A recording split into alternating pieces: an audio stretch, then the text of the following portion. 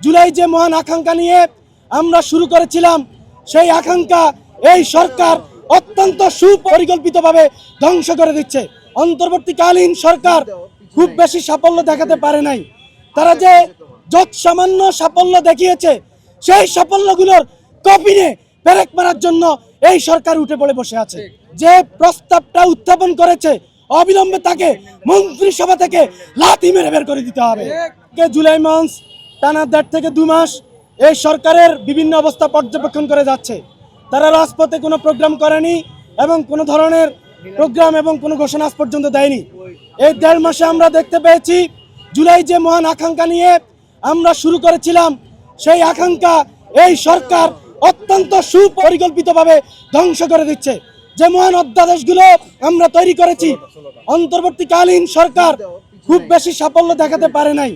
তারা যে যত সামান্য সাফল্য দেখিয়েছে, সেই সাফল্যগুলোর কপি নিয়ে পেরেক মারার জন্য এই সরকার উঠে পড়ে বসে আছে। এই বিষয়গুলো আমরা গত 1.5 মাস ধরে আমরা দেখে আসছি। সেজন্য আজকে আমরা সংবাদ সম্মেলন করার এই শিরোনাম করতে বাধ্য হয়েছি যে আসলে বিপ্লব পরবর্তী, নির্বাচন পরবর্তী বাংলাদেশ আসলে কোন দিকে যাচ্ছে, তার কি আগের পথে ফিরে যাচ্ছে কিনা। এজন্য আমরা বলছি, এই অধ্যাদেশগুলো যে প্রস্তাবটা উত্থাপন করেছে, অবিলম্বে তাকে মন্ত্রিসভা থেকে লাথি মেরে বের করে দিতে হবে এবং তদন্ত করতে হবে সে আসলে কোন দেশের উদ্দেশ্য বাস্তবায়ন করার জন্য মন্ত্রিসভায় ঢুকে পড়েছে।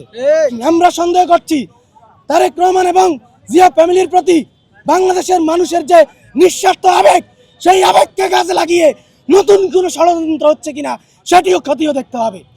এবং আমরা দায়িত্বহীন কণ্ঠে ঘোষণা করছি যে 72-এর সংবিধান নিয়ে যে বিতর্ক, এই বিতর্ক আজকের না।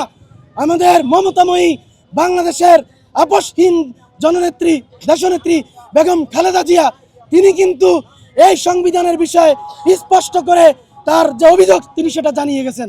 17 বছর ধরে সেগুলো আমরা দেখেছি এবং আমরা 54 বছরের যে নিকৃষ্ট রাজনৈতিক সহিংসতা, হিংস্রতা দূর করার জন্য সংবিধান সংস্কারের কথা আমরা বলে আসছি।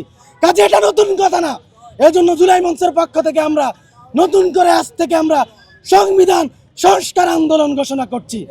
আমাদের এই সংবিধান সংস্কার এবং প্রকৃতপক্ষে এদেশের মানুষের যে আশা আকাঙ্ক্ষা, সেটা বাস্তবায়ন করার জন্য যে সংবিধান দরকার, সেটা নিশ্চিত হওয়ার আগ পর্যন্ত জুলাই মঞ্চ এই সংগ্রাম বাংলাদেশের নিপীড়িত, শোষিত, বঞ্চিত, দরিদ্র এই মানুষদেরকে নিয়ে আবার বাংলাদেশে বিপ্লব গড়ে তুলবে।